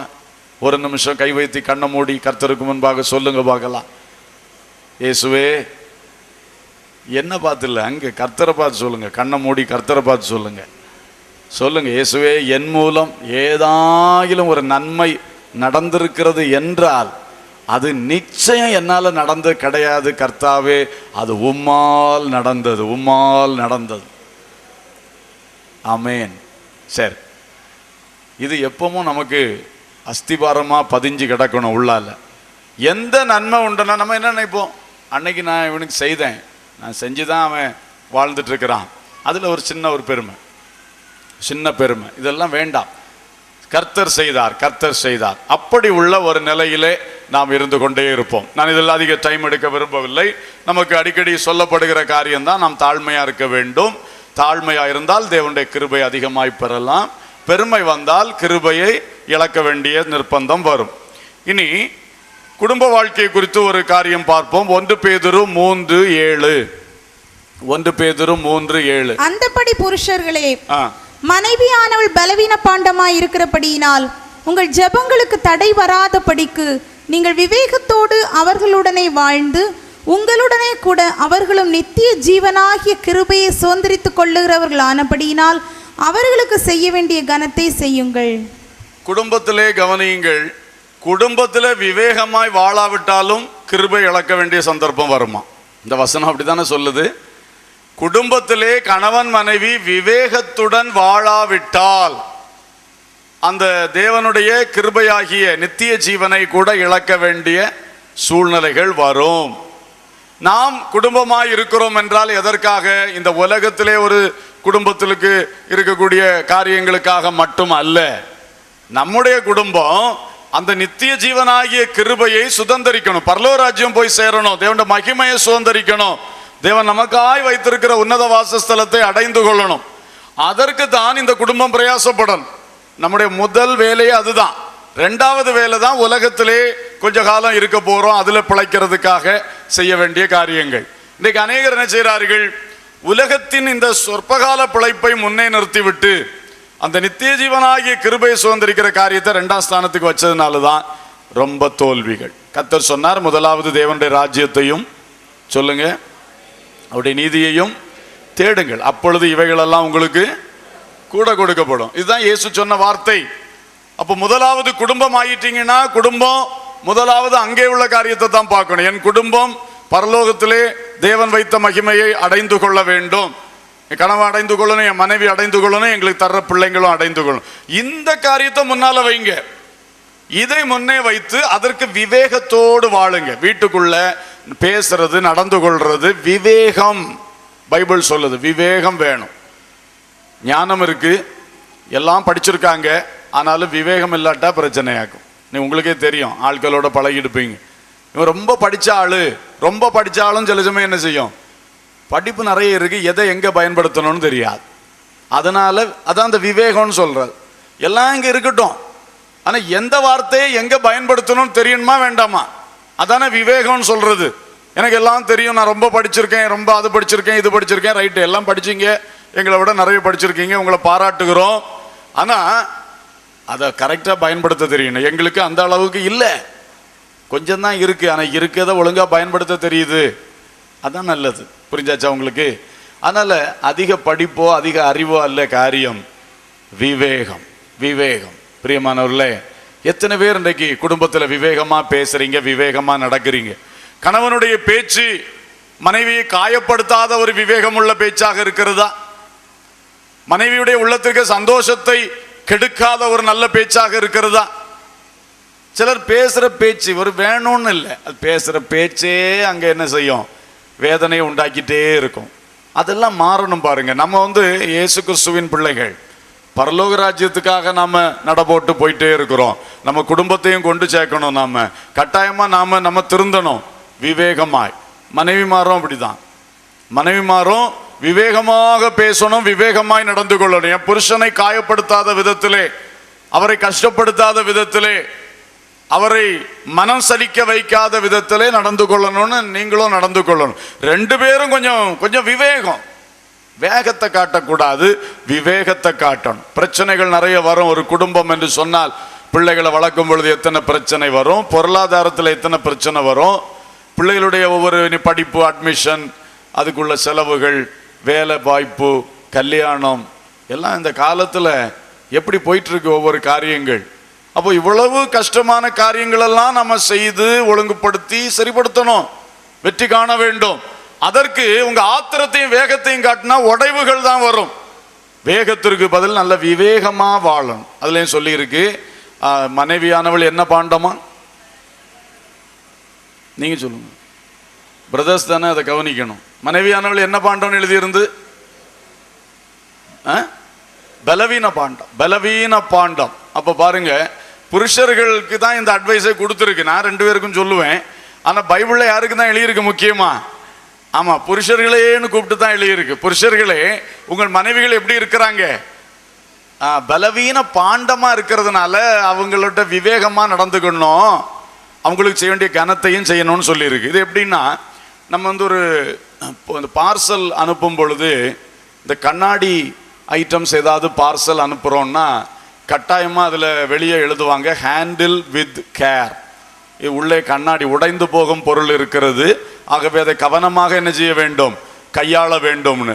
இதை எழுதி வைக்காட்டா அவன் லோடு மேன் தூக்கி அங்கே ஒரு எறிவான். வீட்டில் வரும்போது கொஞ்சம் கண்ணாடி சில்லி தான் உங்களுக்கு என்ன செய்யும், கிடைக்கும். பார்சல் அனுப்பி ஒரு பிரயோஜனம் இருக்காது. இது மாதிரி ஆயிடக்கூடாதான், ஹேண்டில் வித் கேர். அது மாதிரி தான் கர்த்தரும் எழுதி போட்டிருக்கிறார். அந்த வசனத்துக்கு ஷார்ட்டா சொல்லணும்னா என்னதுதான், என்ன தளர்ந்து போனீங்களோ, ஹேண்டில் வித் கேர். உங்க மனைவிகள் எல்லாம் கண்ணாடி பாத்திரங்கள் ஐயா, கவனமாய் கையாளுங்கள். அல்லேலூயா. இதான் சிம்பிள் சொல்ல வேண்டிய விஷயம். மனைவிகள் எல்லாம் யாரு உங்களுக்கே தெரியும். ஒரு வார்த்தை சொன்னா உடைஞ்சிருவாங்க, அப்படிதானே? ஒரு வார்த்தை சொன்னா உடைஞ்சிருவாங்க. ஒரு காரியம் செய்தா உடனே உடைந்து விட, உள்ளத்துல உடைஞ்சிடுறாங்க உடனே. உடையும் பாத்திரங்கள், கண்ணாடி பாத்திரங்கள், பலவீன பாத்திரங்கள். எனவே விவேகமா நடங்க, ரஃப் அண்ட் டஃபா நடக்காதீங்க, முரட்டுத்தனமா நடக்காதீங்க, தேவையில்லாத பேச்சு, கடின பேச்சு பேசாதீங்க, கடினமா நடந்து கொள்ளாதீங்க, ஸ்மூத்தா ஹேண்டில் பண்ணுங்க, நல்லா விவேகமா நடந்து கொள்ள, விவேகமா பேசி தெரியணும். மனைவியை பற்றி நல்லா புரிஞ்சிருக்கணும். சரி, இந்த வார்த்தை சொன்னா அவளுக்கு கோபம் வரும், அவளுக்கு ஆத்திரம் வரும், அதை செய்வா, இதை செய்வா, அப்படி பேசுவா, இப்படி பேசுவா, அந்த சைடே நம்ம தொடக்கூடாது, விவேகமா பேசணும். அல்லேலூயா.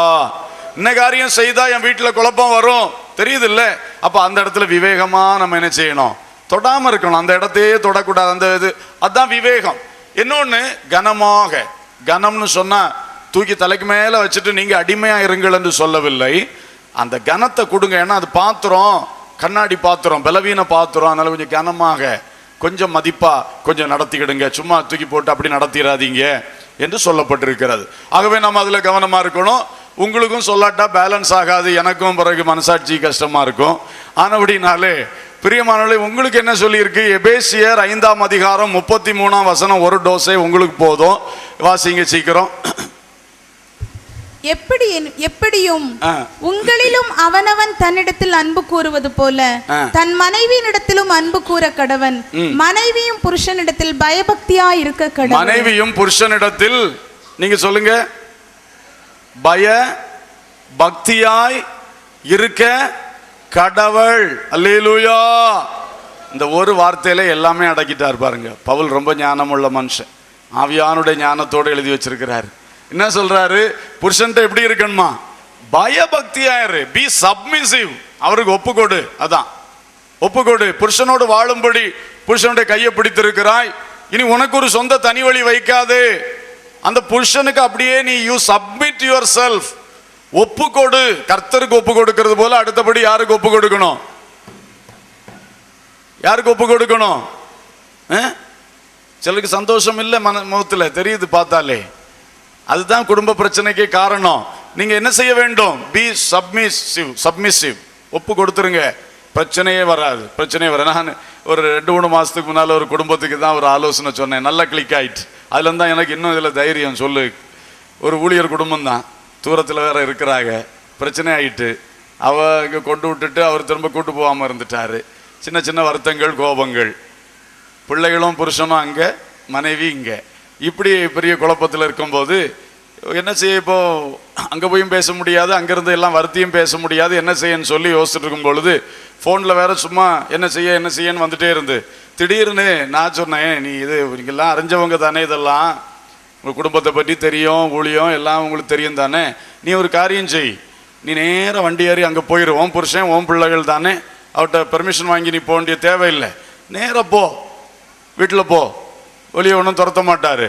அங்கே போய் ஏதாவது சொன்னார்னா சொல்லு, நீங்கள் எப்படி விரும்புகிறீங்களோ, எப்படி சொல்லுறீங்களோ நான் கேட்குறேன், உங்களுக்கு விருப்பத்துக்கு நான் இருக்கிறேன், அதை சொல்லுங்க, அப்படி மாத்திரம் சொல்லிட்டு போயிரு, வேற எந்த நியாயம் பேசாத, எந்த பிரச்சனையும் எடுக்காத. அவள் அப்படியே செய்தா. சொன்ன அப்புறம் ஃபோன் பண்ணி நான் அப்படியே தான் செய்தேன், போய் இதே வார்த்தையை சொன்னேன். இன்று வரை கிருபையினால வெற்றியாய் ஓடிக்கொண்டிருக்கிறது. அல்லேலூயா. சிம்பிள் வேலை. இதுக்கு போய் ஒரு பஞ்சாயத்து நடத்தி 2 பக்கம் கூட்டி இருத்தி தேவை உள்ள தெரியாத ரகசியத்தையும் வெளியே தெரிய பண்ணி எல்லா குழப்பத்தையும் உண்டாக்கி, இதுக்கு ஒரே வார்த்தை, எபேசியர் 5:33, மனைவிகள் எல்லாரும் மனப்பாடம் செய்து கொள்ளுங்கள், அதை அப்படியே செயல்படுத்திருங்க. எந்த குடும்பத்திலையும் எந்த பிரச்சனையும் கிடையாது. அவர் என்ன செய்து போட்டு அவருக்கு ஆண்டவர்கிட்ட கனவு கொடுக்கட்டும். உங்களை நடத்துகிற விஷயத்துல அவர் எப்படி நடத்துறாரோ, அவர் புருஷன்னு கனப்படுத்தி வச்சது யாரு சொல்லுங்க? கர்த்தர். புருஷன் மனைவிக்கு தலையா இருக்கிறான்னு சொன்னது யாரு? கர்த்தருடைய ஆவியானவர் எழுதி வச்சிருக்கிறாரு. அவர் தலையா இருக்கட்டு, தலை தான் கணக்கு கொடுக்கணும். நீங்க என்ன செய்யணும்? அப்படியே ஒப்பு கொடுத்துருங்க. பாருங்க, ஒரு பிரச்சனை இருக்காது. நான் சொல்ல ஒருவேளை கஷ்டமா இருக்கலாம், இந்த காலத்து சிலருடைய டீச்சிங்ஸுக்கு இது கொஞ்சம் விகற்பமாக தோன்றலாம், ஆனால் பைபிள் இதைத்தான் சொல்லுகிறது. ஹல்லேலூயா. ஒரு பிரச்சனையும் வராது. உங்களை கர்த்தர் அவருக்கு மனைவியா கொடுத்துருக்காருன்னு சொன்னா அப்படியே நீங்க என்ன சொல்றீங்களோ நான் கேட்கிறேன், எப்படி வாழணும் சொல்லுங்க, எப்படி இருக்கணும் சொல்லுங்க. சரி, இடைக்கிட என்னட்ட சிலது வந்துருது, அதை நீங்க பொறுத்துக்கிடுங்க, அதை பெருசுபடுத்தாதீங்க, விட்டுருங்க என்று சொல்லி கொஞ்சம் அன்பாக அப்படியே இணங்கி போயிட்டீங்கன்னா குடும்பம் நல்லா இருக்கும். உங்க பிள்ளைகள் நல்லா வளர்ந்து வருவாங்க. அந்த குடும்பத்துக்குள்ள ஒரு பிரிவினை அவங்க காண மாட்டாங்க, ஒரு பிரச்சனை போராட்டத்தை அவங்க பார்க்க மாட்டாங்க. அப்ப நாளைக்கு அவங்க குடும்ப வாழ்க்கையில அவங்க நினைப்பாங்க, எங்க அப்பா அம்மா மாதிரி நான் நல்லா வாழணும்னு நினைப்பாங்க. அல்லேலூயா. எனவே உங்களை மட்டும் பார்க்காதீங்க, உங்களுடைய தற்காலிக சின்ன சின்ன பிரச்சனைகளை மட்டும் பார்க்காதீங்க, உங்கள்கிட்ட வளர்ந்து வருகிற அடுத்த தலைமுறையை பாருங்கள். எல்லாவற்றுக்கும் மேலாக இந்த தலைமுறையோட சேர்த்து அங்க கொண்டு நம்ம சேர்க்கணும் பாருங்க. அதற்குத்தான் நித்திய ஜீவனாகிய கிருபையை சுதந்தரிப்பதற்கு தான் இன்றைக்கு உங்களை குடும்பமாக்கி, குடும்பத்தை ஆசீர்வதித்து, குடும்பத்துக்கு தேவையான நன்மைகளை தந்து, குடும்பத்துக்கு தேவையான ஆலோசனைகளையும் தந்து கர்த்தர் வழிநடத்தி கொண்டிருக்கிறார். அப்படி இருக்க ஒரு சின்ன அற்பமான காரியம் தான் பெருசுன்னு சொல்லி குடும்பத்தை குழப்பி கொண்டிருப்பது பெரிய தவறு. இனிமேல் செய்யாதிருங்கள். நித்திய ஜீவனாகிய கிருபை இழந்து போகாதபடி விவேகத்தோடு நடந்து கொள்ளுங்கள். குடும்ப வாழ்க்கையில் வெற்றியும் சாட்சியுமாய் நடந்து கொள்ளுங்கள். கடைசியாய் ஒரு வசனம் வாசித்து நாம் ஜெபிக்கலாம். எபிரேயர் 10:29. எபிரேயர் 10:29. தேவனுடைய குமாரனை காலின் கீழ் மிதித்து, தேவனுடைய குமாரனை காலின் கீழ் மிதித்து, தன்னை பரிசுத்தம் செய்த உடன்படிக்கையின் இரத்தத்தை அசுத்தம் என்று எண்ணி, தன்னை பரிசுத்தம் செய்கிற உடன்படிக்கையின் இரத்தத்தை அசுத்தம் என்று எண்ணி, கிருபையின் ஆவியை நிந்திக்கிறவன், கிருபையின் ஆவியை நிந்திக்கிறவன் எவ்வளவு கொடிதான ஆக்கினைக்கு பாத்திரவானா இருப்பான் என்பதை, எவ்வளவு கொடிதான ஆக்கினைக்கு பாத்திரவானா இருப்பான் என்பதை யோசித்து பாருங்கள். யோசித்து பாருங்கள். இங்கே 2 காரியம் சொல்லப்பட்டிருக்கிறது. தேவனுடைய குமாரனை காலின் கீழ் மிதிக்கிற ஒரு கூட்டம், தன்னை பரிசுத்தம் செய்கிற உடன்படிக்கையின் இரத்தத்தை அசுத்தம் என்று எண்ணுகிற அல்லது அவமதிக்கிற ஒரு கூட்டம், கிருபையின் ஆவியை, தேவன் தந்த கிருபையின் ஆவி, நம்மை தாங்கி நடத்துகிற ஆவியை நிந்திக்கிற ஒரு கூட்டம். இவர்கள் தானாக கிருபை இழப்பார்கள், பெரிய கொடிதான ஆக்கினையை அடைவார்கள். ஒரே சிம்பிளா சொல்லி நான் முடிக்க விரும்புகிறேன். இங்கே உங்களுக்கு முன்னாய் வைக்கப்பட்டிருக்கிறது தேவனுடைய குமாரனாகிய இயேசு கிறிஸ்துவின் சரீரத்தை காட்டுகிற, அவருடைய சரீரத்தை காட்டுகிற அப்பம். இங்கே வைக்கப்பட்டிருக்கிறது உங்களுக்காய் சிந்தப்பட்ட குமாரனுடைய உடன்படிக்கையின் ரத்தம், பரிசுத்தமாக்குற உடன்படிக்கையின் இரத்தத்தை காட்டக்கூடியதான திராட்சை ரசம். இதை அவமதித்து காலின் கீழே போட்டது மாதிரி போட்டுட்டு இதை ஒரு அந்நிய காரியமா ஒரு மதிப்பில்லாமல் எண்ணிட்டு ஞானஸ்நானம் பெற்றவர்கள் திருவிருந்த விட்டு எழும்பி போறீங்களே, இந்த வசனம் உங்களுக்கும் பொருந்தும் என்பதை நான் சொல்லிக்கொள்ள விரும்புகிறேன். ஒருவேளை ரொம்ப மோசமான ஒரு இதுக்கு இது சொல்லியிருக்கு, உண்மைதான். குமாரனை மறுதளிக்கிறவங்க, இயேசுவை மறுதளிச்சு போறவங்க, இயேசுடைய இரத்தத்தை உடன்படிக்கையை மீறி போறவங்க இருக்கு. நீங்களும் அதுதானே செய்றீங்க. நீங்கள் இயேசு கிறிஸ்துவுக்குள் நல்மனசாட்சி உடன்படிக்கைக்குள்ளே ஞானஸ்நானத்துக்குள்ளே வந்துவிட்டு இந்த ஞானஸ்நானம் பெற்ற வாழ்க்கையிலே நீங்க சில காரியங்களை சீர்திருத்தாம தவறுக்கு இடம் கொடுத்துட்டு அதனால எழும்பி போயிட்டே இருக்கிறீங்க. ஏன் இன்றைக்கு அதை சரிப்படுத்தக்கூடாது? அந்த தவறை விட்டுவிட்டு இந்த தேவகுமாரனை நாம் காலின் கீழ் மிதிக்காமல் அவரை நம்முடைய தலையின் மேல் சுமந்து உடன்படிக்கையின் ரத்தத்தை, நம்மை பரிசுத்தம் பண்ற உடன்படிக்கையின் ரத்தத்தை அவமதிப்பா எண்ணாம அதை கனமா நினைச்சு ஏன் அதற்கு முதலிடம் கொடுக்க கூடாது? ஒருவேளை இந்த கூட்டத்தில் இந்த ஜபத்துல கூட விட்டு விடக்கூடிய காரியங்கள்னா அதை விட்டுருங்க. இங்கே விட்டுட்டு நீங்க சீர்திருந்தி செம்மைப்பட்டு பந்து எடுங்கள், அதை விட்டு செல்லாதிருங்கள். சில காரியங்கள் சில செய்து நிறைவேற்ற வேண்டியது இருக்கு, சில கரெக்ட் பண்ண வேண்டியது இருக்குன்னா பண்ணுங்க, அடுத்த பந்திலையாவது வந்து உட்காருங்க. இப்படியே காலங்களை வீணடிக்காதிருங்கள். மாதங்கள் எவ்வளவோ உருண்டு போயிட்டு நீங்கள் ஒரு முயற்சியும் எடுக்கவில்லை. கர்த்தருடைய பந்தி எடுக்கணும். நான் தேவகுமாரனை காலின் கீழே மிதிக்கிறவளை போல காணப்படுறேன். பரிசுத்தம் செய்கிற உடன்படிக்கையின் ரத்தத்தை நான் அவமதிப்பா நினைச்சிட்டு வர்றது மாதிரி நான் எழும்பி வர்றேன். நான் திருந்தணும். இதுக்கு தடையா இருக்கிறது ஒரு பகை, அதை விடணும். பகையை விடுறதுக்கு எவ்வளவு நேரம் ஆகும்? உள்ளத்துல அதை விட்டுட்டு கர்த்தருடைய பந்தி எடுக்கலாம், போய் ஒப்புரவானா போதுமே. அவங்க நமக்கு ஒப்புரவாக வராவிட்டாலும் நீங்க கிளியராங்க, உங்க சைடை கிளியர் பண்ணி போய் ஒரு மன்னிப்பு கேளுங்க, முடிஞ்சு போச்சா, சரியாகிடுமே. உங்க சைடு கிளியர்.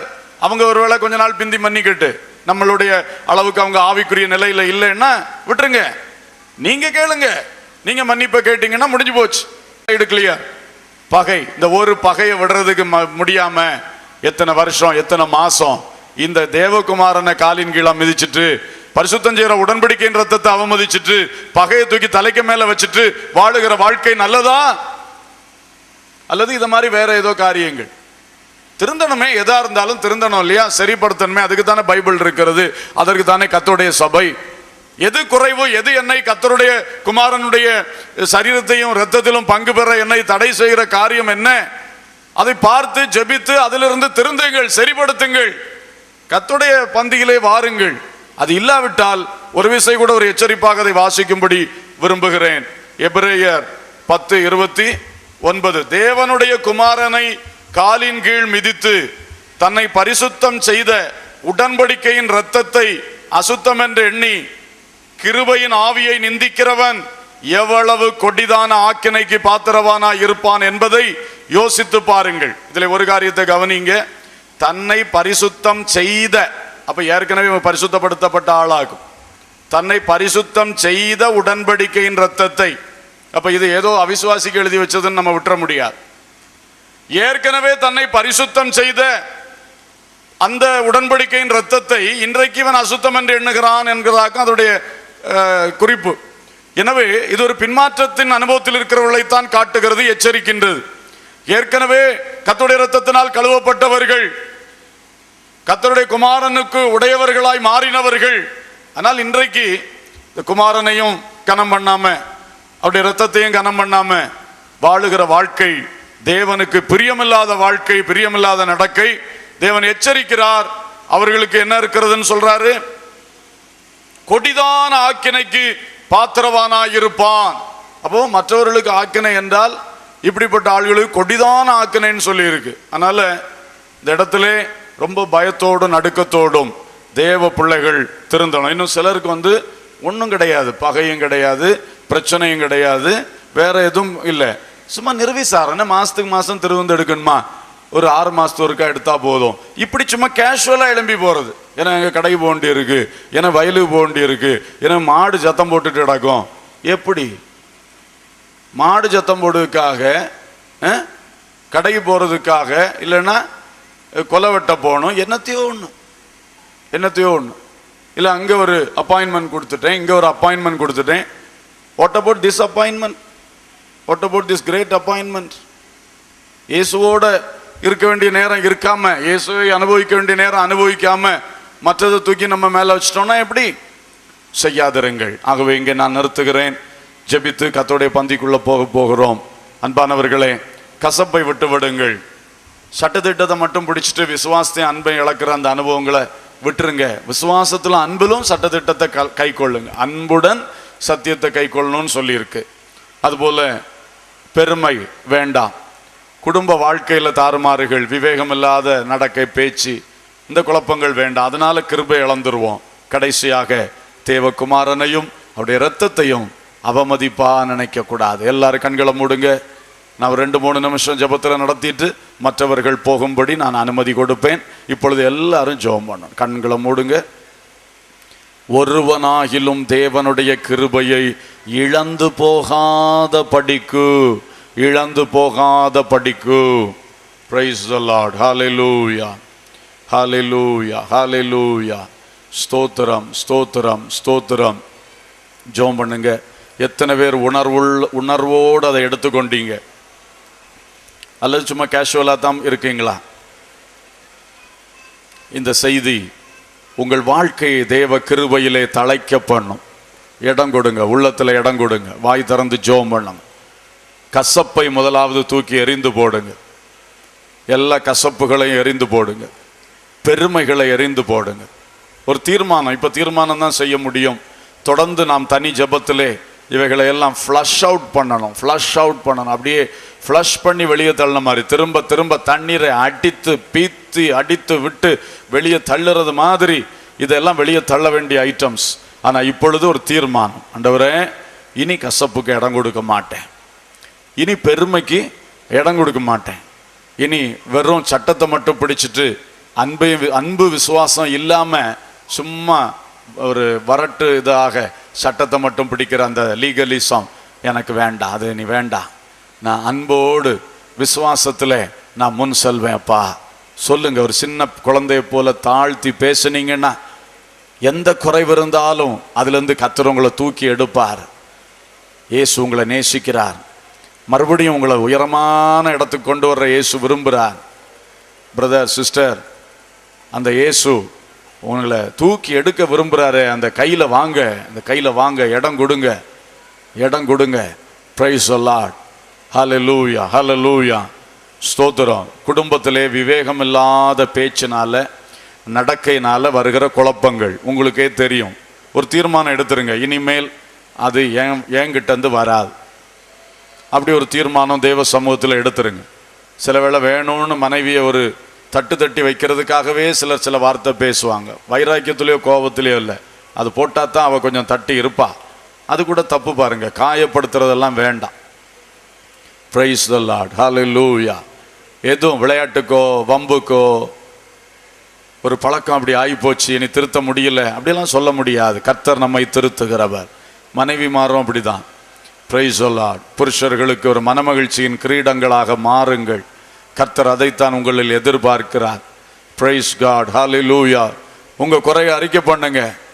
எப்போ பார்த்தாலும் அடுத்தவர் குறை சொல்லாதீங்க. உங்கள் குறையை அவரவர் அறிக்கை பண்ணுங்க. ஆண்டவரே, மன்னிங்கப்பா, மன்னிங்கப்பா, உங்கள் கிருபை எனக்கு வேணும்ப்பா. அதுக்காக நான் எதையும் செய்ய ஆயத்தம். என் குடும்பத்தில் விவேகம் இல்லாத நடக்கை பேச்செல்லாம் எனக்கு மன்னிச்சிருங்க. இனி நான் அதில் கரெக்ட் பண்ணிடுவேன். ஆண்டவரே, எனக்கு அதுக்குள்ள விவரத்தையும் ஞானத்தையும் தாருமப்பா. Price the Lord. கடைசியாக கிறிஸ்துவையும் கிறிஸ்துடைய இரத்தத்தையும் கனமாக எண்ணணும், மேன்மையாக எண்ணணும். ஆமேன். அதை அசட்டை பண்ணக்கூடாது, கனவீனமாக எண்ணக்கூடாது.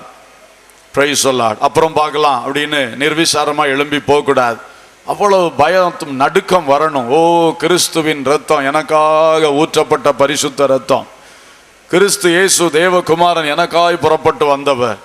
அவரை எப்படி நான் கனவீனம் பண்ண முடியும்? வாலிபர்களே, ஞானஸ்நானம் பெற்றுட்டீங்க. நான் திருவிருந்தில் ஒழுங்கா இருக்கிறீங்களா? விளையாட்டு போக்கில் எழும்பி போறா பாரு. நீ தேவகுமாரனை காலின் கீழே மிதிக்கிறதுக்கு சமானம் பாரு. அவருடைய இரத்தத்தை நீ அசுத்தம்னு சொல்ற மாதிரி கனவீனமா பேசுறதுக்கு அது சமானம் பாரு. இன்னையோடு அதை விட்டுரு. ஒழுங்கா எல்லா திருவிருந்து ஆராதனையிலையும் பயத்தோடு பக்தியோடு நல்ல ஒரு சீர்திருத்தத்தோடு கண்ணீரோடு பங்கு பெறு. பெரியவர்களே, உங்களுக்கும் அப்படிதான். Praise the lord. ஹல்லேலூயா. ஸ்தோத்திரம், பிரைஸ் தி லார்ட். அன்புள்ள பிதாவே, நல்ல தகப்பனே, உம்மை துதிக்கிறோம். உமது திருவார்த்தைகளில் சிலவற்றை நாங்கள் தியானித்தோம். குறிப்பாக கிருபையை இழந்து போகாதபடி நாங்கள் 5 விதமான காரியங்களில் எச்சரிப்பாக இருக்கும்படி நாங்கள் இன்றைக்கு தியானித்திருக்கிறோம். இந்த வசனங்கள் தொடர்ந்து எங்களுக்குள் கிரியை செய்ய வேண்டும். தொடர்ந்து அந்த கிருபையிலே வளர, கிருபையிலே நிலை நிற்க, அந்த கிருபை எப்பொழுதும் நாங்கள் தக்க வைத்துக் கொள்ள எங்களுக்கு உதவி செய்யும் ஆவியானவரே. அதற்கு எதிரடையான சிந்தைகள் எழும்பாதபடி, எதிரடையான காரியங்கள் எங்கள் வாழ்க்கையிலே செயல்படாதபடி, எல்லாருடைய உள்ளத்திலும் வாழ்க்கையிலும் இதிலே ஒரு நல்ல சீர்திருத்தத்தை தாரும். என்னை தாழ்த்தி உம்முடைய கரத்திலே தருகிறேனப்பா. இங்க வந்திருக்கிற எல்லாரையும், இந்த வார்த்தைகளை கேட்கிற எல்லாரையும் தாழ்த்தி உம்முடைய கரத்திலே தருகிறேனப்பா. நாங்கள் அனைவரும் கிருபை இழந்து போகாதபடி, கிருபை எங்களிலே பெருகத்தக்கதாக வாழும்படி எங்களுக்கு உதவி செய்யுங்க. கேட்ட வார்த்தைகள் எல்லாவற்றையும் எங்களுடைய உள்ளத்திலே நிறுத்தி தாங்க, செயல்படுத்துங்க, ஆசீர்வதிங்க. வல்லமையுள்ள கரத்தில் ஒப்பு கொடுக்கிறோம். இயேசு கிறிஸ்துவின் நாமத்தில் கேட்கிறோம், ஜீவனுள்ள பிதாவே, ஆமேன்.